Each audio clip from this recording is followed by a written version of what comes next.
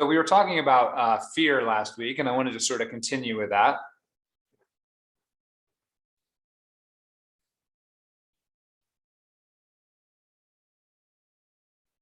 All our emotions have the quality that they color our experiences. So when we have a strong emotion, we're having feelings in the body and we're having sort of beliefs in the head that they all make up the emotion and they color what we're seeing. So if we're in love, we're having one experience of the world.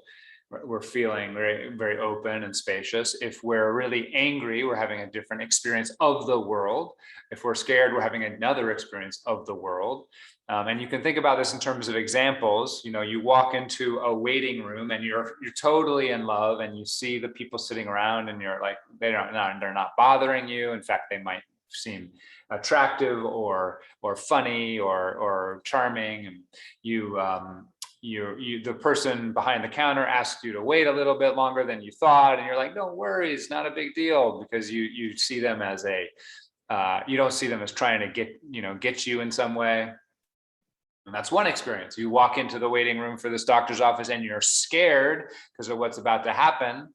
Well, again, we all react differently towards fear, but one way you might be really shut down. You might be really reactive to anybody who's sort of getting close to your space. When the person tells you you've got to wait a little bit longer than you thought, you might be like, oh no, maybe my tests are, they're trying to figure out how to tell me how bad it is.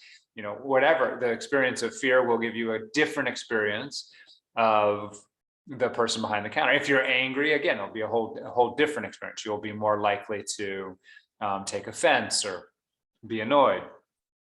And we go down the long list of emotions and see that. Now, we have a baseline emotional pattern in our system. All of us do. And it can change over our life, and we can go through periods where it's different, and we can go through moods, obviously, where we're in a sort of particular mood. But the baseline emotional pattern that we take into our adult life is sort of what emotions we're most likely to have in normal experiences. And as I was saying last week, I think most of us have a more anxious experience of life than we would under different societal circumstances. We're sort of most of us end up living in a world that's trying to keep us a little bit anxious. And so that's part of our pattern. And obviously some of us are more relaxed than others of us. There's still big variation there. And you can sort of tune into what your base emotional pattern is. And again, if anxiety is not a strong one for you, then you can sort of figure out what the other ones, and then you can work with emotions very similarly to how we're going to talk about it with fear.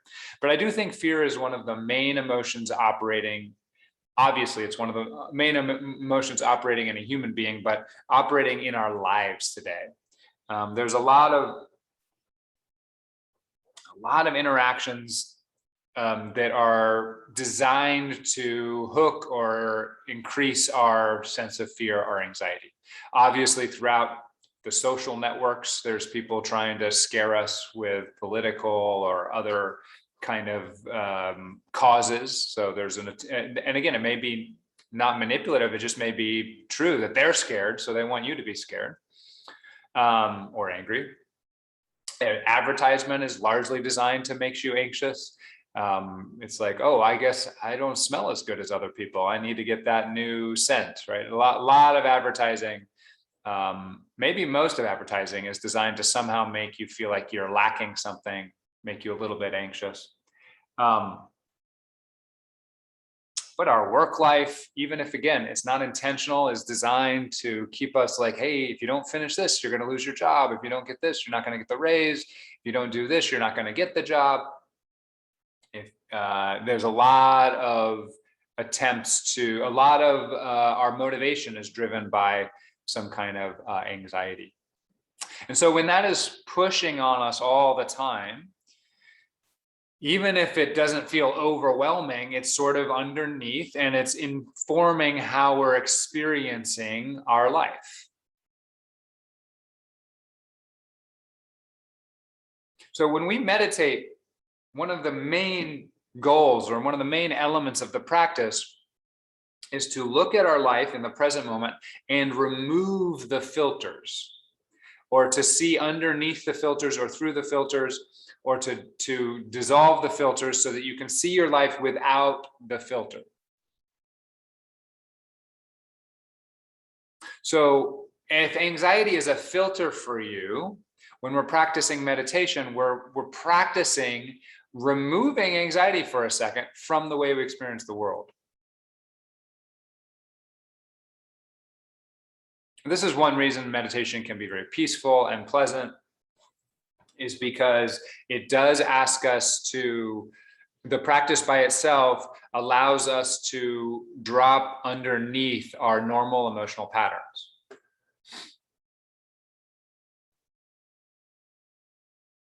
Now, that's not always easy, and ultimately we have to investigate and open to our normal emotional patterns for us to stabilize in that sense of truth, to stabilize in an experience that is not always filtered by our emotional life or by our anxiety. And to investigate those is to see those as they are. That is to see your anxiety, see your fear as it is. And to come into some kind of acceptance with it, but also a sense of understanding.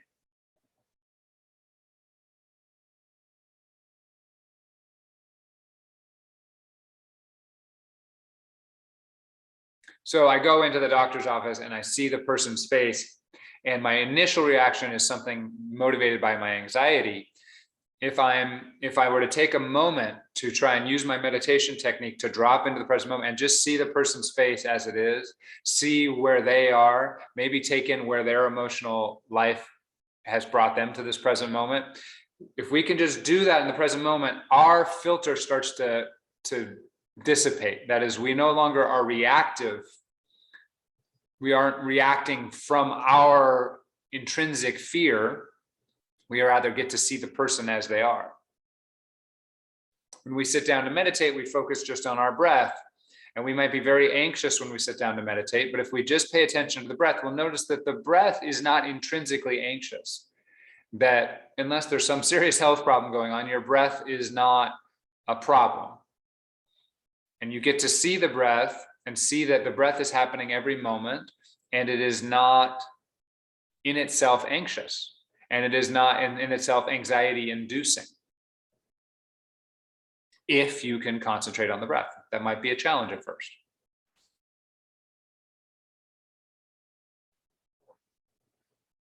But ultimately, the pattern of seeing life through our anxiety or through our other emotions will continue. It will be mitigated by spending time in meditation, spending time where you're not in the pattern.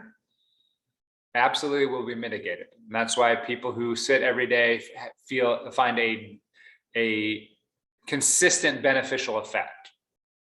It's because they get to spend a period of time where they're not looking at life through their normal emotional patterns. That starts to weaken the habit of that emotional pattern. But ultimately, our patterns are relatively deep. And so daily practice can slowly wear them away if all you're doing is focusing on the breath.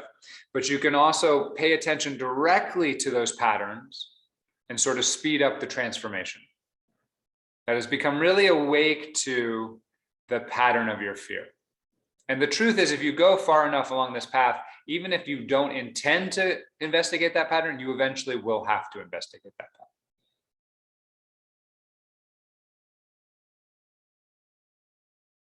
So then what is our fear made up of? And we talked about this somewhat last week, but our fear is made up of sensations in the body and pictures in the mind and words in the mind. Fundamentally, the part of the iceberg that's below the water, the mass, the 90% of the iceberg that we don't really see is in the body. It's patterns in the nervous system that we can feel in our body if we start to investigate, but then most of the time we're not paying attention to. What are we paying attention to? We're paying attention to the pictures and words that the fear throws up in our mind.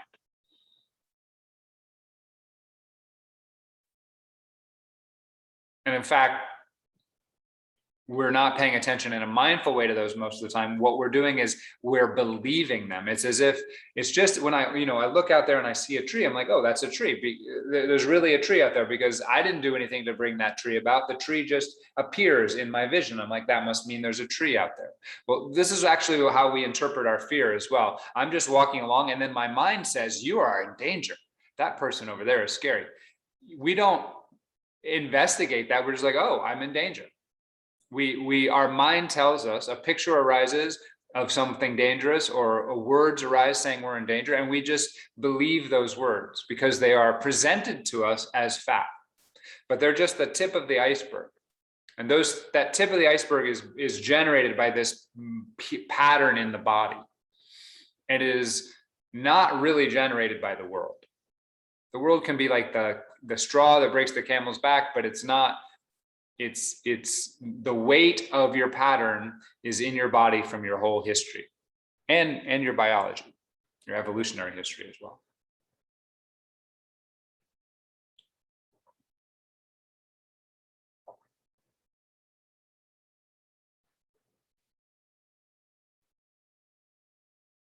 So this can be the hardest thing, especially if you're really scared. The hardest thing in the world to do is to see that fear as just a phenomena of your own mental, physical experience, as opposed to see the fear as something about the way the world actually is. Now, the fortunate thing for most of us is that most of the time we're not in actual physical danger.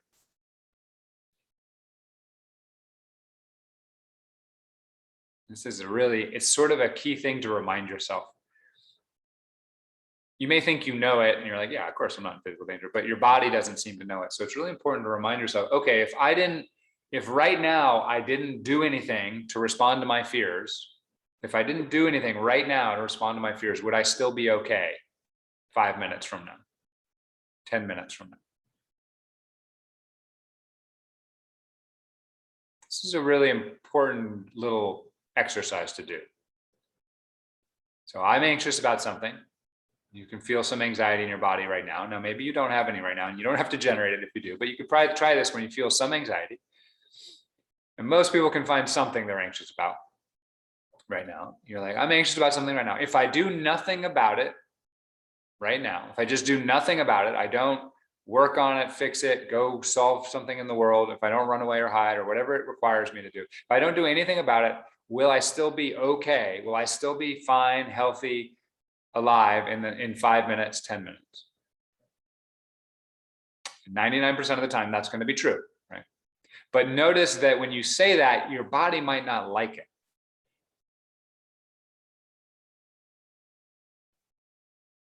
It's really important to start to become aware of the weight of the iceberg that's in the body. So let's say I'm anxious about a deadline, right? I've got to finish something. I'm just anxious about it. Now we'll investigate that in a second, what the content of that is. But you can first just say, okay, if I'm anxious about this, I feel like I got to do something. But the truth is, if I don't do anything about it right now, in this moment, I will still be okay 10 minutes from now. Like my body will be fine. I'll be safe. I'll still have food. I'll still have shelter.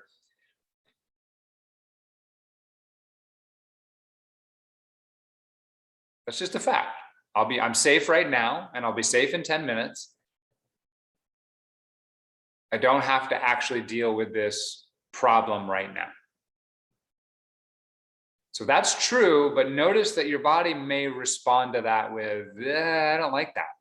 Like that you're trying to tell me that we don't have to do something about it, but we do have to do something about it because it's something we have to do something about. And if we don't do something about it, then something bad will happen. That's the anxiety starts going. And maybe it doesn't go into the head. Maybe you just feel it in your body. Like he's telling me that I'll be okay in 10 minutes, but it's almost like he's rejecting my fear. He's rejecting that he's not listening to me. Or if you're saying it to yourself, that you're not listening to yourself.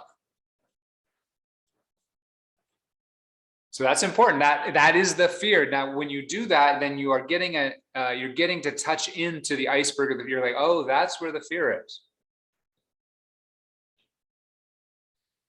So you can add some phrase to this to remind yourself. It doesn't mean you're not going to address the problem that you need to address. It doesn't mean that you're not going to try and meet the deadline or whatever thing you're scared of. It doesn't mean that.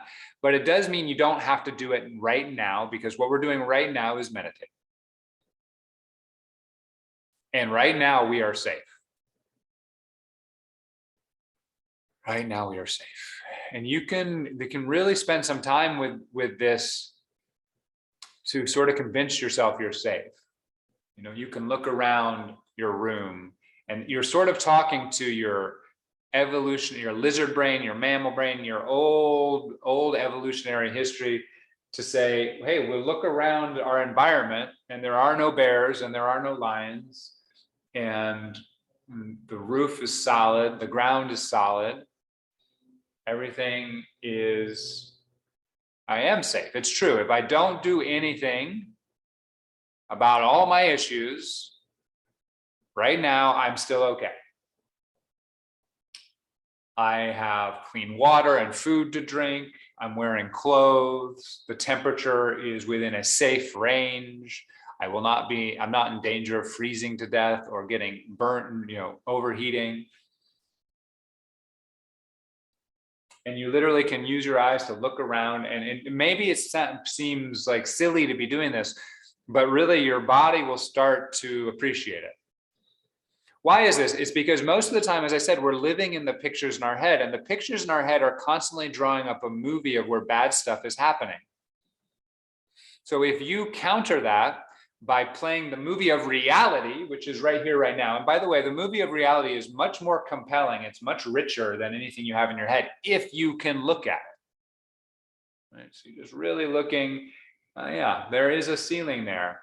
It's not about to collapse on me. And the ground. And you can check in with your body. My body is generally in okay shape right now. You find that safety. And this is the way we sort of is necessary to begin the practice of working with our fear. You don't have to stop feeling scared. That's not what we're trying to do. But you do want to say, hey, okay, fear, I hear you're here, but I also want to add in that this is scary, but we're safe in this moment. And this gives me a little bit of space to now listen to the fear without being the fear.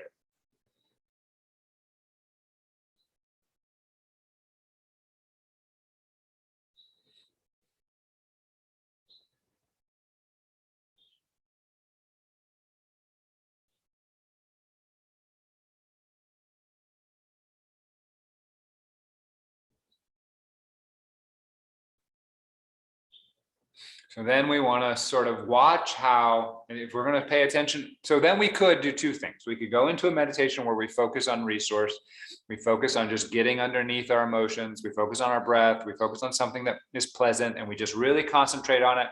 And we break the habit of mind to run into the narrative of our fear. That's one thing we can do. And in fact, I would recommend it for most people at the start of your meditation practice, to build up the sense of concentration by turning your attention to things that are pleasant and feel safe already in your experience. We're already sort of doing this by looking around, but we can then still our body, get quiet, close our eyes, and focus on our breath or something similar. And even though the fear wants to run off in the body and in the mind, we just keep bringing our attention back, and we break the habit of the fear loop, or we start to weaken the habit of the fear loop. So that's one solution. And we keep coming back to the present moment. And essentially what we're doing in meditation is what I just did more elaborately by looking around. We're now doing that just very quietly and very narrowly. We're looking at our breath, and in the breath experience, we're noticing the breath experience is safe. And so we're just coming back to safety. And again, if the breath is not the best one, you can choose something else. It could be your butt on the seat. It could be a mantra. It could be a visualization of something beautiful. It could be your hands on your thighs.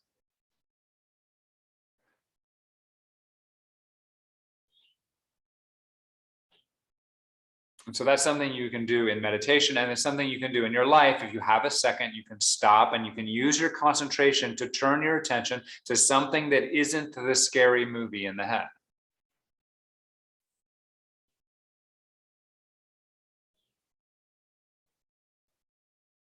reminding the fear that you are not ignoring it, that you are not saying it's wrong or anything like that, that there will come a time when you can address it, but that you are safe right now and you don't have to address it. So that's one way to work with it. It's the first way we work with it in meditation. And it can be revelatory for most of us because we don't know that there's really a way out of the movie of our life. And if the movie of our life is very scary, it's really nice to be able to take a break. You may like horror movies, but it would suck if it was playing 14 hours a day, right?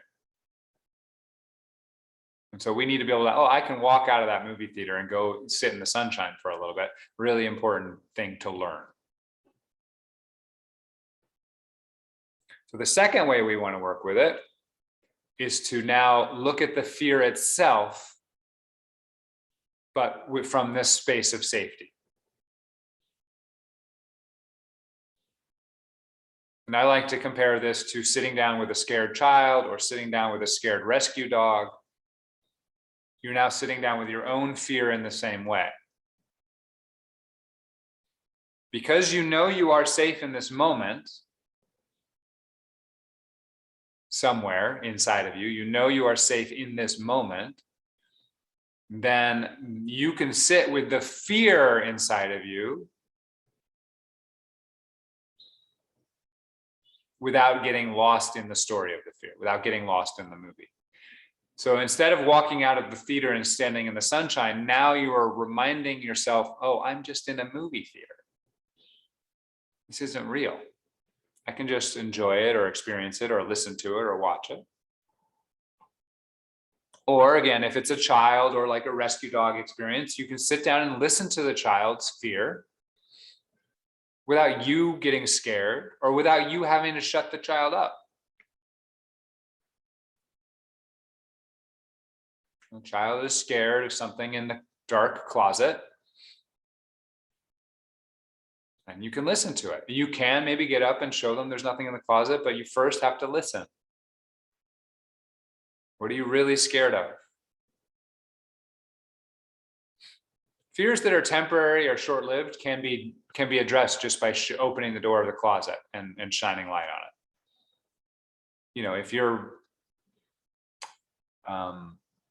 scared a little mole on your skin is cancer, you just go to the doctor and the doctor says, nope, that's not. And then the fear goes away for some of us.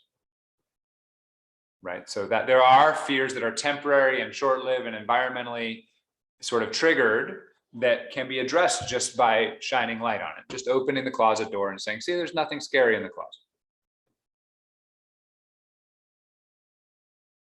But if you close the closet right away and you walk out of the room and the kid is scared immediately again, then that's obviously not working. There's a pattern of fear there.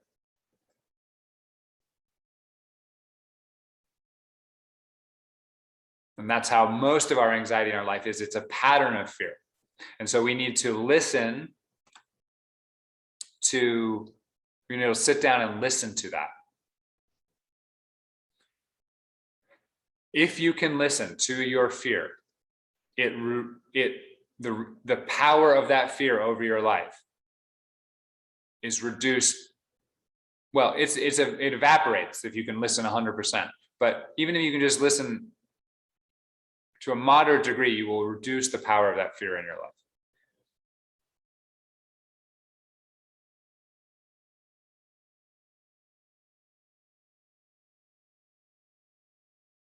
Because when you're listening to it, you realize you are not it. You are not identical to it. So how do we listen to our fear in our body? We listen to it by really feeling it and going, oh, that's fear. That's not reality. That's fear in my body. That's heat or tingling or pressure or whatever it is.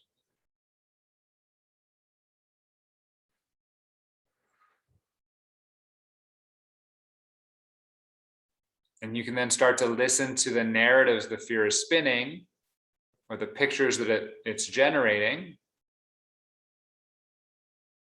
Because you know you're safe, you can watch this movie.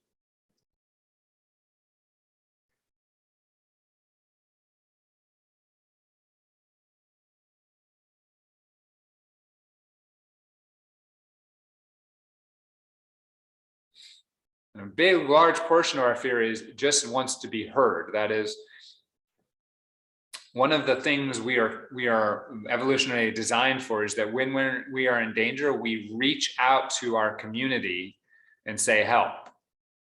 Right? We're social animals. So in a dangerous circumstances, there's a reason we scream when something scary happens. Evolutionarily, there's a reason we scream if we're in danger or if there's pain. It's because we are alerting our tribe that we are in danger, so they can come and help us. We may also be screaming to scare off an animal. That can happen too, scare off a danger. But a big part of it is trying to communicate and be heard. There's reasons that our emotions have physical expressions, because they are intended to communicate with our tribe. Tears are similar. Laughter is similar. So when we listen to our fear, we are satisfying a big part of that fear. If you scream because you see a lion and then your tribe shows up and says, "We hear you, we're here for you," your fear is greatly reduced because you know you've been heard. You can do this for yourself. When you listen to your fear, you don't believe your fear. That is, you're not lost in the movie of the fear. You're there like you are there with a child on the bed who's scared of something in the closet, or with a rescue dog. You're there and you're listening. You're like, oh yeah, that is scary. Then great chunks of the fear will fall away because it's been heard. The fears that are deepest in us are the ones we are least interested in hearing, or where we can be scared of hearing them. Another way of putting that is the fears that are deepest in us are fears that we are most scared of uttering. That is, the fear itself has been trained to not speak.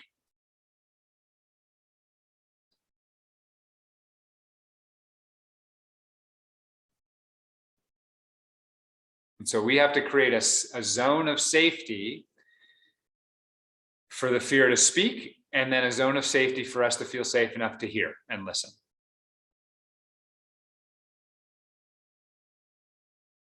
At the simple level, this is you as the spiritual, more awake person sitting with the inner child, giving it the space to feel safe and feel heard. And the more traumatized the child is, the more space you have to give it, the more patience you have to have with it.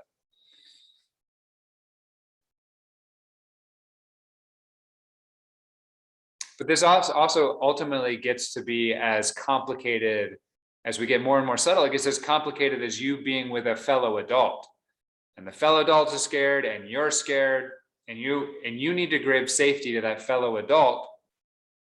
But you also need to give safety to yourself to be able to hear the fear of the fellow adult. Do you all know what I'm talking about? You're in a relationship and there are things that your partner is scared of or angry about, and their fear and their anger makes you scared or makes you angry.